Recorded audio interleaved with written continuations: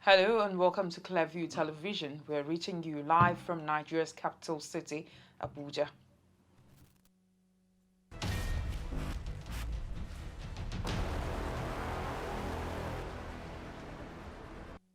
To be or not to be, Inec to decide on whether to go ahead with Anambra governorship election. Significance of World Teachers' Day in focus as Nigerians join in global celebration. Anti-vaccine residents in Guatemala attack nurses administering COVID-19 jabs.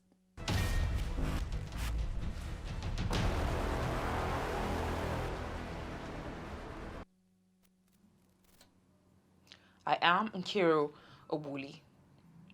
Will the November 6, 2021 governorship election in Anambra State hold or not? This is the big question on the lips of many as brutal killings and burning down of certain government offices and even the houses of individuals continue unabated. Amidst the uncertainties arising from the general state of insecurity in Anambra State, the Independent National Electoral Commission, INEC, says it is watching developments in the state closely and will soon come out with its final decision on the election. INEC's national chairman, Professor Mahmoud Yakubu, said a decision will be reached on whether to proceed with the November 6 poll or not after a comprehensive review by its security committee made up of representatives of some of the security agencies. The Commission is particularly concerned about the safety of voters on election day, as well as the safety of election duty staff, including security officials who have become the targets of these attacks as well. The thousands of young Nigerians that we intend to deploy for the election, most of them National Youth Service Corps members and university students, need to be reassured of their personal safety. At the same time, deployment for the election will involve the movement of huge consignments of sensitive and non-sensitive materials to the 21 local government areas of the state, 326 wards or registration areas, 5,720 polling units. That means also that there are 6,000 locations to be protected. If we add that to about 26,000 officials that will be deployed for the election, we begin to appreciate the magnitude of the challenge in securing the Anambra governorship election, which is only 32 days away from today. Perhaps never before in our history has the importance of election security in a governorship election been this urgent. The Commission is aware that this is by no means an easy task. We appreciate the enormous challenges that the security agencies are presently facing in Anambra State, which entail not only securing the electoral process, but also enforcing law and order generally. This is particularly worrisome because the security agencies have also become prime targets of these mindless attacks. We are confident that at the end of this meeting, we will bring up specific measures necessary to further guarantee the safety of all persons involved in the election. The Nigeria Police Force this Tuesday paraded 34 suspects arrested for crimes involving kidnapping, armed robbery, car theft, illegal possession of firearms, and other related offenses. The suspects paraded by the Nigeria Police comprised of 32 males and 2 females. Police Public Relations Officer Frank Mba, while parading the suspects, said 2 AK-47 rifles, 3 revolver pistols, 389 AK-47 live ammunitions, 11 grenades, 5 Type 06 ammunitions, 2 units of anti-tracking devices and other items were recovered during their arrest. Mba added that the Nigeria Police Force will leave no stone unturned to ensure that culprits are brought to book. I'm starting with this very disturbing case involving Bashir Sule, age 25 years. I call it a very disturbing case because Bashir Sule, who operates in concert with multiple kidnapping gangs and bandits stationed along major highways, particularly on your way from Kano to Katsina and other parts of both the northeast and the northwest geopolitical zones, have devised a very dangerous, negatively ingenious way of not just beating security, but of also delivering innocent citizens to the slaughter slab. What he does is sometimes go to the motor park, present his vehicle, pretend to be an innocent, hard-working transporter, patiently wait for passengers to board his vehicle, and once he's had enough of these passengers, he takes off from the park, establishes communication with members of other kidnapping gangs and bandits along his routes. And once he gets to a comfortable zone, these gang members will swoop on his vehicle, intercept his vehicle, and kidnap everybody, leaving just himself alone.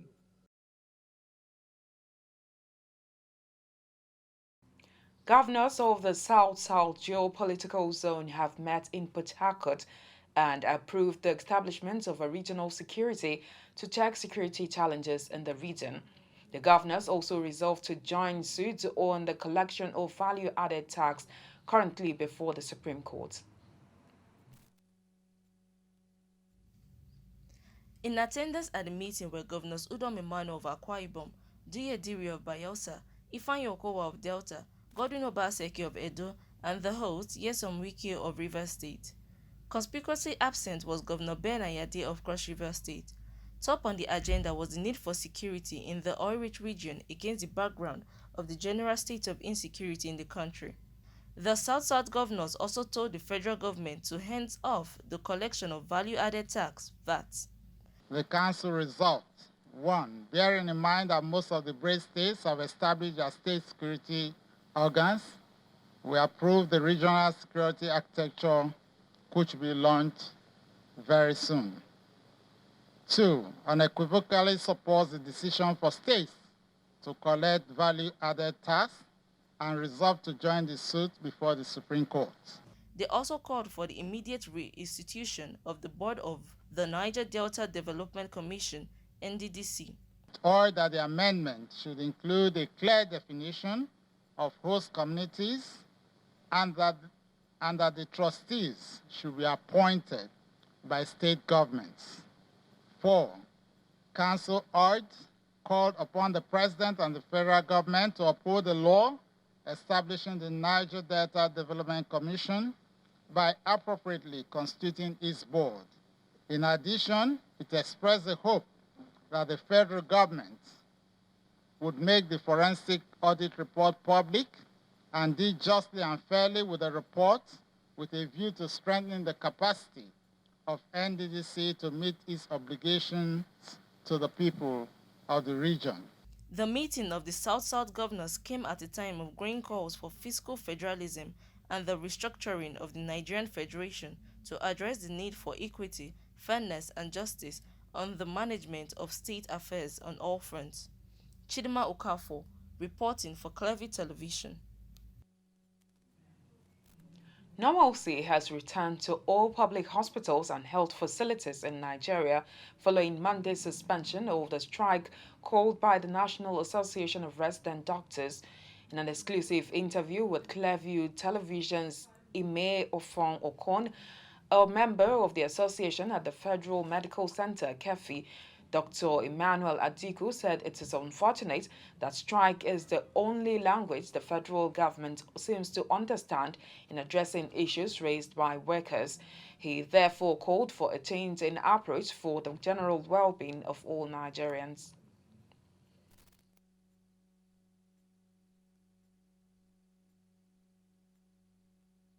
President of the National Association of Resident Doctors, Daria Kodia, said the decision to suspend industrial action was reached by a simple majority vote of members at a meeting held on Sunday, October 3, 2021. While Nigerians welcomed the suspension of the 62-day strike, Dr. Emmanuel Adiku of the Federal Medical Center, Kefi, Nasarawa State, said the medical doctors agreed to go back to work not because their demands have been met, but because of the intervention of some concerned Nigerians and key stakeholders. This is being done on compassionate and humanitarian grounds. Obviously the MOU that we were fighting for nothing has been done about it. The suffering of the people, it's obviously very loud on the streets. A lot of people have died in these past 2 months because of the fact that they couldn't get good medical care. There were surgeries that were booked that had to be cancelled. So many things have happened. So we're going back to work with the hope that the government will do what is needful.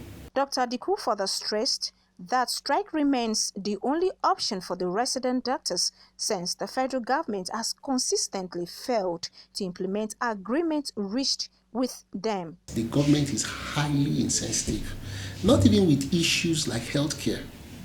Healthcare is, you have issues that are time-bound. People die within hours, within minutes because of lack of intervention, the right care. Healthcare is life. Health is something that you don't joke with. So obviously with the Nigerian system, strike appears to be the only way out. You withdraw your services because that was what you were engaged to provide in the first place. So you believe that your employers will listen when you withdraw your services. But it becomes very unfortunate that even with all of this, there is gross insensitivity on the part of the government. Some Nigerians also speak on the issue and called on the authorities to review their handling of health matters in the country. It's a welcome development, but what is the result, the outcome? It made nonsense of the whole thing if eventually government stood their ground and still gave them the same promise. It's a waste. The government, as far as I'm concerned, they are insensitive to our cause. It's fine if they're suspending it because the government has agreed or has started meeting their demands. But I would suggest that if the government has refused to improve on the welfare of the doctors, improve on the working condition of things in the hospital, they should be on strike. Because there's no point suffering all these things. So if that's the only language the federal government will hear, they should be on strike. I will support the strike. The strike, which began on August 2nd in protest over welfare issues affecting members, had left many patients helpless in government-owned hospitals within the period. This includes the non-payment of death benefits to families of members who died while treating COVID-19 patients, as well as non-payment of hazards allowance and arrears of salaries members in various states. Imefon Okon reporting for Clearview Television. The United Nations Educational, Scientific and Cultural Organization, UNESCO, designated October 5th of every year as World Teachers' Day to highlight the responsibilities, rights and value of teachers. More than 100 nations, including Nigeria, India, the United States, Canada, Australia, and the Philippines, are celebrating the day with zeal. While the celebration lasted, Clearview TV's Imefon Okon spoke with some Nigerians on the significance of the day and the place of teachers in the society. The United Nations Educational, Scientific and Cultural Organization introduced World Teachers' Day in 1994 to draw attention to teachers' contributions and achievements as well as teachers' concerns and objectives in education. The day is also to honor teachers around the world for their role in their country's economic and social development. Some Nigerians who joined in the celebration of teachers said their contributions help greatly in enhancing the quality of life of many people in a number of ways that can better be imagined. A teacher is someone who is an instructor. They help us understand the basic things like after our parents, our teachers in school, in the institutions, they're the ones who has made me from my primary school to my secondary school and my university. And up till now, I still have teachers at my workplace. So I say generally, teachers are just, let's say, they are educational builders. Without teacher, there is no life. Just short form like that. Let me just put it like that. Without teacher, there is no life because we've been taught everything we've been doing on our daily basis. So teacher is life. I teach us in school, both primary, secondary, and even in house. We still have a teacher. So they've been good to us. A teacher is a mentor, just like the word says. A teacher is a teacher. And so far, I'm blessed academically because of my teachers. They also had goodwill messages for teachers in Nigeria. You know, they say teachers' reward is in heaven. But at least let's start giving recommendations. Let's start hyping our teachers because they do a lot. From the president to the senators, they were all taught in the classroom. So I wish them to keep the spirit strong, no matter how it is. They should just keep it up. They are the best. I plead to the government if they can do some tangible and reasonable things for our teacher of nowadays because they are paying them less. So I hope government can do something about their salary. My wishes for them is that the government will consider them as also workers in this country and pay them well because our doctors today, our pharmacists, our lawyers, they are good products of the teachers. The government could improve them and add up to their levies and their pay so that at least they could be motivated like the other professions. The theme for this year's World Teachers' Day is Teachers at the Heart of Education Recovery. The theme recognizes teachers for their tireless effort to keep teaching even during periods of hardships like the current COVID-19 pandemic and its negative impact on teaching and learning in schools. Imefono Kon reporting for Clearview Television. We'll take a quick break now and bring you more reports when we return. Please stay with us. Listen to this truth. We are growing by the day and our viewership keeps growing on our different platforms. We are inviting you to advertise your goods and services with us at incredibly low rates. And do you have news for us? Script or video, please contact us through our email address clearviewnewsroom@gmail.com or WhatsApp line 080-650-30-300. Again, 080-650-30-300. Welcome on board.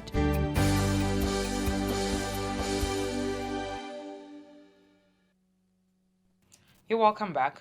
Sticking with his tradition of celebrating his birthdays with orphans, widows, and the less privileged in the society, the General Overseer of Springwell Ministries, Prophet John Etubi Arua, through his Springwell Care Foundation, this Sunday presented food items, toiletries, medications, clothing, and scholarships to the needy. The event was held at the church's premises in Orozo, Abuja. John Enemue has more. Prophet John Etubi Arua, during his sermon, urged men of God to pay more attention to the welfare of the less privileged and orphans in the church. She didn't beg anybody to bring her to his work. She had never one day thought that when she comes to this work, she will become an orphan. Why in the country Nigeria, where some churches are there, where some people are there, eating and eating and eating and eating and Look at Blessing here. This is what Jesus died for. This is a really practical thing we're talking about. Are you getting the point? It's not jumping up and down and be building houses and have a lot of cars and have a lot of things and be moving from one place to another place and you are not affecting life. Baba say, I am not happy. Where is the first law? Where is it?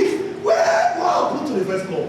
Speaking further, the prophet called on well-spirited individuals to support the Springwell Care Foundation in order to impact more lives. So we'll give them hospital treatment, and sometimes we put them on scholarship, on how to pay their school fees. And we want to use the opportunity again to reach out to the people outside there. It's a privilege, a rare privilege for you to sow a seed into the life of this less privileged. We are seeking brethren outside there that are convinced and led to affect lives of this less privilege. Affecting lives, they can buy drugs and send the drugs to us. Affecting lives, they can buy clothing, not tall clothes, new clothes. We'll give it to them. Wrappers, we'll give it to these widows. Rice and whatever good they have to make them comfortable. Even their house rent, they can actually send it to us, and the Lord will bless them. It's a way of affecting life. It's a way of sowing seed on a fertile ground. We want to appreciate God because God has actually been so faithful. We want to thank actually the partners of this work and brethren, how they've been so helpful and actually plunged into this work that we've been having. And I want to thank God because this has actually been our heart's desire and our body. And with this, I want to still encourage as many Christians out there, pastors out there, men of God out there, believers out there, to plunge their resources into the things of God, especially the less privileged, the widows, the orphans, the IDPs. Some church members and beneficiaries commended Prophet John for always being a voice to the voiceless in the society. I thank God for the wisdom, knowledge, and understanding given to Pastor John Arwa. This is a necessary thing we have to do. We're supposed to do. Have to support orphans, the privileged, those that are poor, those that are in need of things. And our prayer is that God also will raise the ministry up. We want to say thank you for what you have done for us today. We want to say thank you very much. You made us happy and we are proud of you. May the good Lord bless you. Amen. Highlight of the event was the cutting of the birthday cake.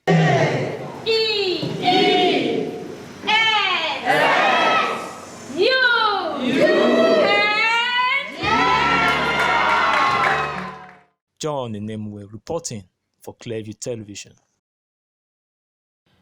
And on the foreign scene, Paris Fashion Week wraps up Tuesday after 9 days of innovative experiments that showed how the industry is embracing technology and new approaches for a post-pandemic future.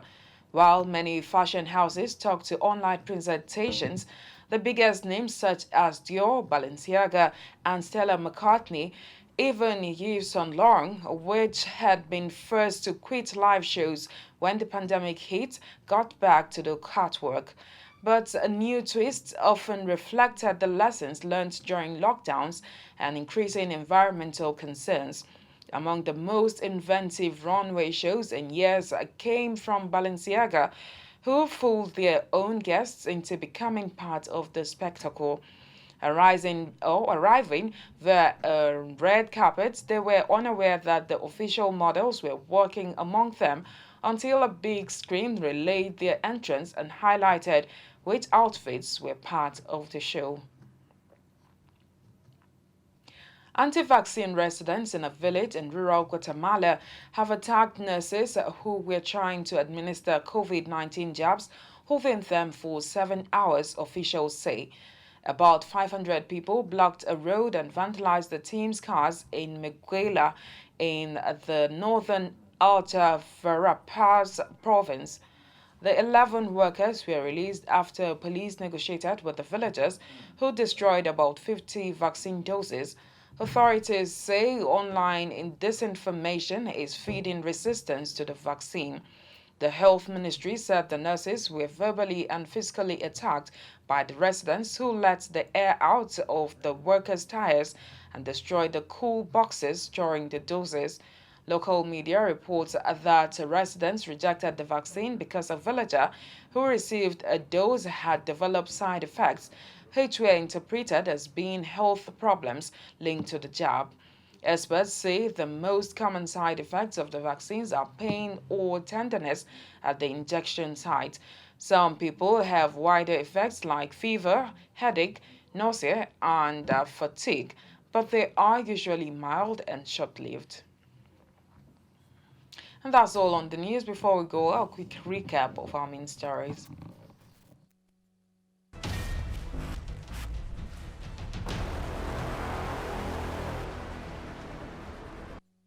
Inec National Chairman Professor Mahmoud Yakubu has said a decision will be reached on whether to proceed with the November 6 Anambra governorship election or not after a comprehensive review by its security committee made up of representatives of some of the security organizations. Plight of teachers in focus as Nigerians join the rest of the world to celebrate World Teachers' Day. Anti-vaccine residents in rural Guatemala have attacked nurses administering COVID-19 jabs, holding them for 7 hours. About 500 people blocked a road and vandalized the team's cars in Maguila.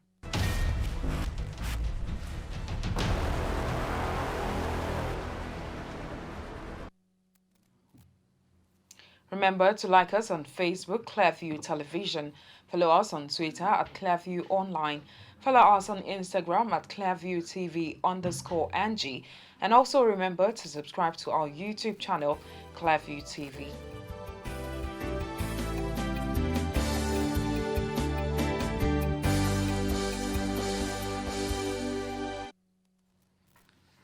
Thank you for watching. I am Nkiro Obuli.